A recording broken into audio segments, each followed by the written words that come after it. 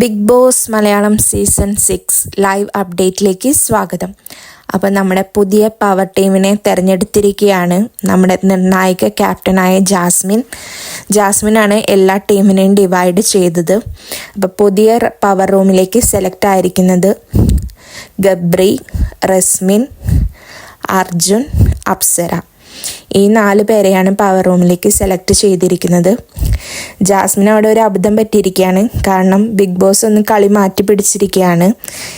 ഈ ആഴ്ച തുടങ്ങി ക്യാപ്റ്റൻ പവർ റൂമിലായിരിക്കില്ല കിടക്കുന്നത്. കാരണം ക്യാപ്റ്റൻ്റെ അധികാരം എപ്പോഴും പവർ റൂമിലും താഴെയാണ്. അപ്പോൾ ജാസ്മിൻ ഓൾറെഡി ക്യാപ്റ്റനായി.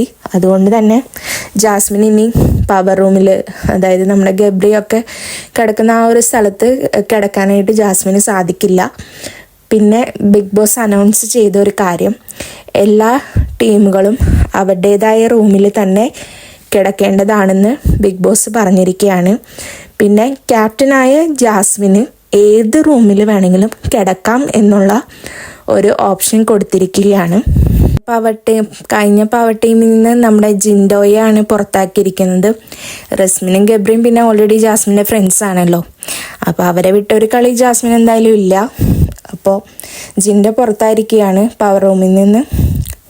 ഇനി ജാസ്മിൻ ഏത് ടീമിൽ ഏത് റൂമിലാണ് കിടന്നുറങ്ങുക എന്നൊക്കെ നമുക്ക് വൈകിട്ടാകുമ്പോൾ അറിയാം.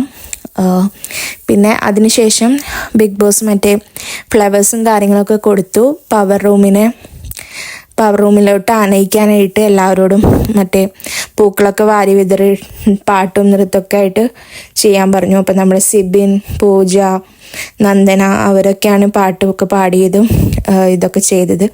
അങ്ങനെ ഗംഭീരമായ വരവേൽപ്പോടു കൂടി പുതിയൊരു പവർ ടീം രൂപം കൊണ്ടിരിക്കുകയാണ്. അപ്പോൾ ഗബ്രി അവിടെ അർജുനോട് പറയുന്നുണ്ട്, നമുക്ക് ഈ പ്രാവശ്യം കുറേ കാര്യങ്ങളൊക്കെ ചെയ്യണം എന്നൊക്കെ പറയുന്നുണ്ട്. അപ്പോൾ ജാസ്മിനിവിടെ ശരിക്കും ശശിയായിരിക്കുകയാണ്.